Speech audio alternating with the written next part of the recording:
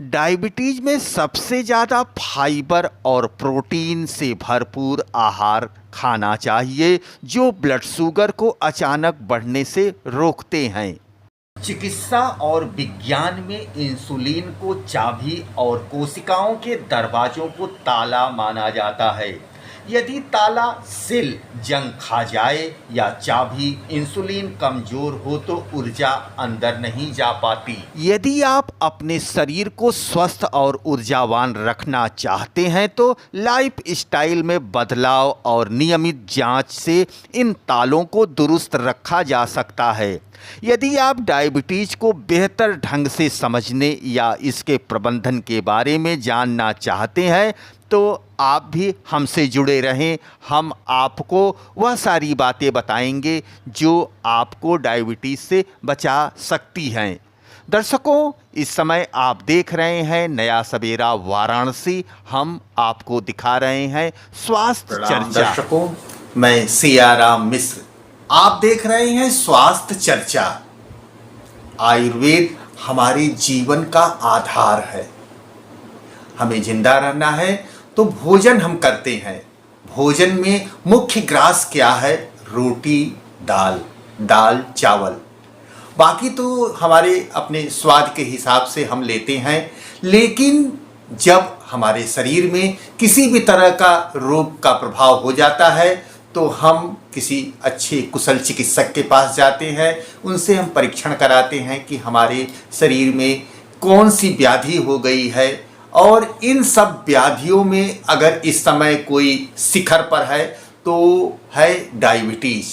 जैसा कि अभी पिछले बार हमारे बड़े भाई डॉक्टर हरिओम प्रकाश पांडे जी ने आपको बताया कि डायबिटीज़ अगर हमारे शरीर में हो तो उसके लक्षण क्या होते हैं, फिर लक्षण दिखने लगते हैं तो बचाव क्या करें, फिर उपचार क्या करें। तो इस बार हम क्या खाएं, क्या ना खाएं, और दाल चावल रोटी जो हम खाते हैं उसमें कौन सी दाल हमारे लिए, अगर हम डायबिटीज़ से प्रभावित हैं तो हम कौन सी दाल खाएं, कौन सी दाल न खाएं। रोटी हम खाते हैं तो गेहूं में और भी कौन कौन से अनाज का प्रयोग करें जिससे हम स्वस्थ रह सकें। हम जीने के लिए खाएं, न कि खाने के लिए जिए। तो हम चलें डॉक्टर हरिओम प्रकाश पांडे जी के पास जो पहाड़िया पे आपका इंतजार कर रहे हैं। तो आपका स्वागत है हमारे स्वास्थ्य चर्चा कार्यक्रम में। आपको दर्शक काफ़ी बेसब्री से आपके उन विचारों को सुनने के लिए आतुर हैं। अपने टीवी स्क्रीन पर, अपने मोबाइल पर वे लोग लाइव हो रहे हैं।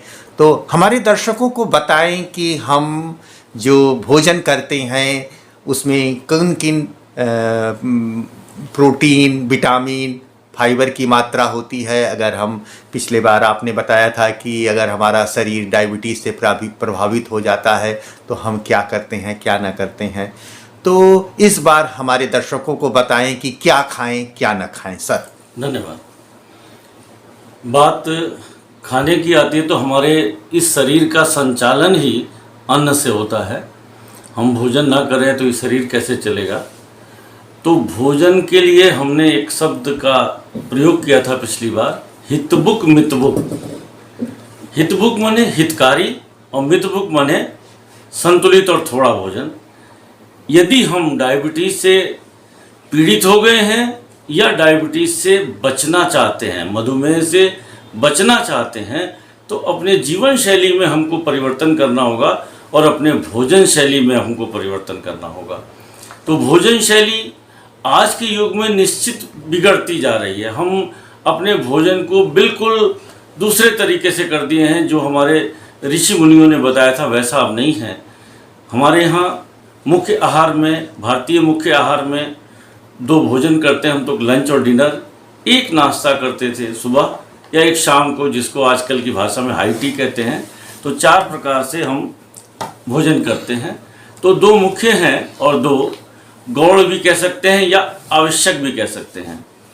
यदि हम डायबिटीज़ से पीड़ित हैं या नहीं भी हैं तो हमको अपनी आधुनिक हिसाब से कैलोरीज को नियंत्रित रखना चाहिए। आयुर्वेद ने कहा है, आस्या सुखम स्वप्न सुखम दधीन ग्राम्योदकानुप्रसः पयांसी नवान्नपानम गुड़ वैकृतम चा प्रमेय हेतु कफ कृच सर्वम। ज़्यादा बैठना, एक्सरसाइज न करना, सोना, तरह तरह के भोजन लेना, तरह तरह की ज़्यादा चीज़ें खाना, घी तेल का अधिक प्रयोग करना, दही का अधिक प्रयोग करना, अधिक प्रयोग करना शब्द है, गुड़ बेकृतम चा, चीनी और गुड़ से बनी हुई तरह तरह की मिठाइयाँ, इन सब के प्रयोग को हमको कम करना है। तभी हम मधुमेह से बच सकते हैं या मधुमेह होने पर उसके विकारों से बच सकते हैं। तो भोजन में हमारी दिनचर्या होती है, हम सुबह उठें, थोड़ा जल पिएं, निशांते पिबेद बारी, माने रात्रि के अंत में हमको जल पीना चाहिए, हल्का गुनगुना पीना चाहिए। वासांते पया पिबेद भोजनांते पिबेद तक्रम त्रिविध रोगो न जायते, ऐसा हमारे विद्वानों ने कहा है।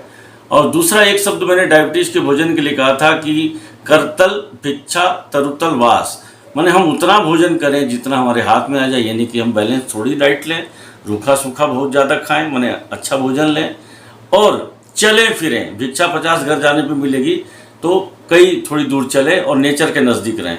हम आज अननेचुरल भोजनों का ज़्यादा प्रयोग करने लगे हैं, जिसमें क्या क्या, अब तो नाम मैं नहीं लूँगा, अच्छी चीज़ नहीं है, लेकिन आप जानें आपको कैसे खाना है। आप सुबह उठें, जल लें, यदि उसके बाद से आप कोई एक छोटा सा आहार ले सकते हैं जिसको नाश्ता कहते हैं, उसमें हम प्रोटीन ले सकते हैं, चने ले सकते हैं। चने कच्चे भी हो सकते हैं, उबले भी हो सकते हैं, मूंग वगैरह की दालें हैं, हल्की फुल्की मूंगफली है, जिससे प्रोटीन तो हमको मिले, कार्बोहाइड्रेट मिनिमम मिले, क्योंकि हमको लेस कार्ब भोजन करना है, कम कार्ब वाला भोजन करना है, जो डायरेक्ट ऊर्जा देता है, जो डायरेक्ट ग्लूकोज में परिवर्तित हो जाता है। दूसरी चीज़, 10 बजे 11 बजे करीबन हमको एक आध फल लेना चाहिए, जो सीजन के फल होते हैं, मौसम के फल होते हैं। फल हमारे लिए बहुत ज़रूरी है, उसमें वो सब चीज़ें हैं जिसकी पूर्ति अन्न से नहीं हो पाती, उसमें विटामिन्स हैं, मिनरल्स हैं और भी चीज़ें हैं, लेना है। भोजन में जब हम आएंगे, दोपहर में भोजन लेना है, तो भोजन में 2 से 3 से 4 रोटी पतली, जिसमें मिक्सचर हो। एक अन्न की हमेशा सेवन नहीं करना चाहिए। डायबिटीज़ में या वैसे भी हमको अन्न बदल बदल के लेना चाहिए, भोजन परिवर्तन करके उसकी तालिका बनानी चाहिए, उसको लेना चाहिए। कभी मिस्सी रोटी, कभी मिक्सचर, कई मिलेट्स वगैरह जिनको आजकल श्री अन्न कहा जाता है, उसे गेहूं में मिला के, थोड़ा गेहूं भी हो गया, थोड़ा श्री अन्न हो गया। श्री अन्न में गेहूं, ज्वार, बाजरा, रागी, ऐसे बहुत आहार हैं जो पहले हमारे भोजन का मुख्य आहार हुआ करता था। साली षष्टिक चावल, तो ऐसे प्रयोग करें, पुराने अन्न का प्रयोग करें, नए का ज़्यादा ना करें, जिसमें माड़ बहुत ज़्यादा हो, ऐसे अन्न ना लें। तो इस तरह से 3-4 रोटी छोटी छोटी, या चावल जो पुराने हों और जिसके ऊपर पॉलिश ना की गई हो, जिसमें फाइबर्स हों, ऐसे चावल जिसमें फाइबर्स हों वो थोड़ा ले सकते हैं। आजकल उसीना चावल एक होता है जिसमें बॉईल करके उसका थोड़ा स्टार्च निकाल दिया जाता है, थोड़ा स्टार्च के चावल ले सकते हैं। कटोरी भर दाल ले सकते हैं, वो भी रोज़ एक दाल ना लें, बदल बदल के लेना चाहिए, क्योंकि हर चीज़ में सब नहीं होता और सब में कुछ ना कुछ होता है। हर दाल में सब कुछ नहीं है, लेकिन हर दाल में कुछ ना कुछ है, ऐसे मिक्स करके बदल बदल के लें। हरी साग सब्जी आप यथेच्छ ले सकते हैं, जिसमें घी तेल ज़्यादा ना पड़े हो। हरी सब्जियों के साथ भी वही है कि हमेशा हमको नेचर से बदल बदल के लेना चाहिए। हरी साग सब्जी हो गई, थोड़ी मात्रा में हम दही वगैरह दिन में ले सकते हैं, थोड़ी मात्रा में दही ले सकते हैं।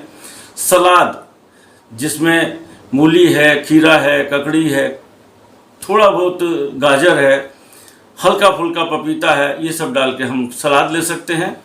और प्लस थोड़ा सा हमने दही लिया, इस तरह से पेट तो हमारा भरा और कैलोरीज भी हमको कम मिली और हमारे शरीर को फाइबर युक्त अन्न भी मिला। इसके अलावा जब हम शाम को चाय पीते हैं, आजकल आदत है लोगों की, तो बिना चीनी की चाय लें। उस चाय के साथ आप भुने हुए चने, भुना हुआ परमल जिसको कहते हैं हम लोग, लाई थोड़ा बहुत ले सकते हैं, या कुछ और ऐसी चीज़, इडली वगैरह उबले हुए जो अन्न है उसको ले सकते हैं, एक आध छोटी मोटी। फिर शाम के भोजन में जो हमने दोपहर में भोजन बताया, 3-4 रोटी या लगभग 100 ग्राम चावल, दोनों में से कुछ भी एक ले लें, या दोनों को हाफ हाफ मिला के ले लें। सब्जी दाल की वही गिनती है। उसके अलावा रात में हम थोड़ा बहुत मलाई निकला हुआ दूध ले सकते हैं, 100 ग्राम 150 ग्राम आराम से लें। ये सब तो लें, लेकिन इसके साथ एक चीज़ ज़रूर करें, जो खाएं उसको खर्च भी करना है, यानी हमको चलना भी है। 3 से 5 किलोमीटर अपने हिसाब से रखें, या आधा घंटे की ब्रेक वॉक, माने तेज़ चल के आधा घंटा चल लें, उससे मेरे ख्याल में कैलोरीज वगैरह कंप्लीट रहती है, पैरों में सूजन नहीं आएगी, डायबिटिक फुट से बचेंगे, रेटिना अपना आपका बचा रहेगा, बीपी आपका कंट्रोल रहेगा क्योंकि बहुत ज़्यादा सफ़ेद नहीं लिया। इन सफ़ेदों में नमक बहुत ज़्यादा नहीं, मैदा बहुत ज़्यादा नहीं और चीनी भी ज़्यादा नहीं, ये सब नहीं लेना चाहिए। इससे हमारी आँखें, पैर, लीवर, किडनी, बीपी ये सब सुरक्षित रहेगा और हम स्वस्थ रहेंगे। सर, हमारे दर्शकों को आप ये बताएं कि इंसुलिन कैसे शरीर में बनता है और उसे बनने के लिए क्या आवश्यक है? इंसुलिन हमारे शरीर के एक अंग अग्नाशय पैंक्रियास के बीटा सेल से बनता है और वो ईश्वर की बनाई हुई ऐसी माया है कि जितना भी हम कार्बोहाइड्रेट वगैरह लेते हैं उतना ही वो बना के उसको पचा देता है। दूसरी चीज़, अब हमारा यदि शरीर बहुत मोटा हो गया, इंसुलिन की मात्रा उतनी ही बन रही है तो शरीर में जाके पचा नहीं पाएगी, तो इसलिए उसको शरीर को पतला करें, अच्छी डाइट लें क्योंकि इंसुलिन की मात्रा तो लगभग उतनी बनेगी और इंसुलिन पैंक्रियास के बीटा सेल से बनती है और इसके लिए कुछ अलग चीज़ की ज़रूरत नहीं है। वैसे आयुर्वेद के हिसाब से यदि हम करेला है, कसाय करेला टाइप की चीज़ें हैं, परवल है, ये सब लें, तुलसी है, मेथी है, नीम है, गिलोय है, इन सब के सरसों का या जैसे भी हम यूज़ कर सकें, प्रयोग करें तो इंसुलिन बनना सुलभ रहता है। कालमेघ है और त्रिफला है, इन सब चीज़ों से इंसुलिन की मात्रा अच्छी बनती है आयुर्वेद के हिसाब से। और मॉडर्न में हमको इंसुलिन का रिप्लेसमेंट इंसुलिन ही है, इसके अलावा कुछ नहीं है। अच्छा, जब डायबिटीज हमारे शरीर में प्रभावित कर देता है तो क्या ये चिकित्सकीय सेवा से या मेडिसिन का कंटिन्यू अगर साल 6 महीना हम प्रयोग कर लेते हैं तो क्या ये हमारे शरीर से बाहर हो जाता है, फिर हम पूरी तरह से स्वस्थ हो सकते हैं? जब हमारी पैंक्रियास के बीटा सेल निष्क्रियता की ओर आ रही हैं, जहाँ से इंसुलिन बनना ही कम हो रहा है, या हमारी दिनचर्या ऐसी है कि हम बहुत ज़्यादा कैलोरीज ले रहे हैं, चाहे वो कैलोरीज प्रोटीन की भी हो, चाहे वो कार्ब की भी कैलोरीज हो या फैट की कैलोरी हो, हमको कैलोरीज कम करनी है कि हमारा शरीर कम से कम जो इंसुलिन बनाए वो भोजन पच जाए। हम चलें फिरें, एक्सरसाइज से रखें, हम अपने आप को एक्टिव रखें और ब्रेन को, दिमाग को संतुलित रखें। दिमाग अगर हमारा अच्छा रहेगा, मन अच्छा रहेगा, तन अच्छा रहेगा तो मुझे लगता है इंसुलिन की मात्रा हमारे शरीर में अच्छी बनेगी और डायबिटीज़ से होने वाले दुष्परिणाम हमारे शरीर में कम होंगे।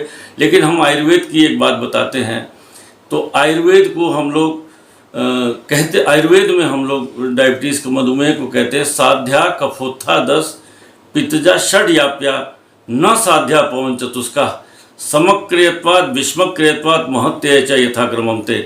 लगभग 4000 साल पहले वातज प्रमेय यानी मधुमेह को हमारे आचार्यों ने याप्य कहा था। इसका earth can be control not can be cure. लेकिन यदि किसी अन्य कारण से हमारा पैंक्रियाज प्रभावित है तो ठीक भी हो सकता है, लेकिन अगर वो मधुमेह है तो can be control not can be cure का सिद्धांत लगता है उसमें। हमारे कुछ दर्शकों का कहना है कि क्या डायबिटीज वंशागत भी होती है? देखिए, हमारे यहाँ कहा भी गया है कि कुछ डायबिटीज़ के 2 हिस्से हैं। एक जो जन्मजा होती है वो वंशागत हो सकती है, जो जन्म से डायबिटीज़ माने टाइप 1 डायबिटीज़ है, ये टाइप 2 होती है, बाद में होती है। एक हमारे जन्म के साथ होती है। तो डायबिटिक जो जन्म के साथ होती है अक्सर वो हमारे प्राचीन माने हमारी पीढ़ी दर पीढ़ी भी आ सकती है।